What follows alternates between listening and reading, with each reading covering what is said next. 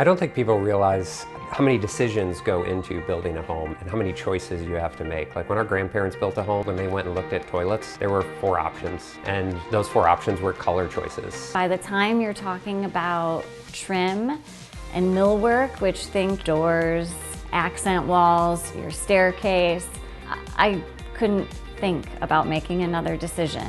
The trim selection process can be overwhelming, and that's where I come in and show them options and help walk them through it and make it simple for them. And this showroom at Dillman Upton has really helped that process. They can touch and feel the trim and see the doors and open and close doors, walk up the stairs and feel the different handrails, and I think it really helps make the decision process much easier.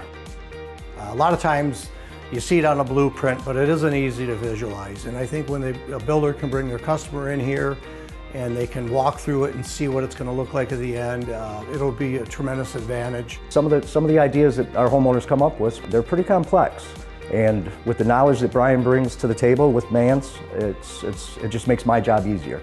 So I visited Dillman & Upton, which is a Mans family company, and the staircase, I kind of had an idea of what I wanted. I'd been saving up pictures, and Brian just said, yep, I know exactly what to do. How we'll do the spindles. I was like, oh, perfect. It just felt like all of this relief off of me because I did not know how to pick that kind of stuff out. What people don't realize is when you're working with a good vendor, you can make some decisions that aren't going to break the bank, but still bring that uniqueness to your home.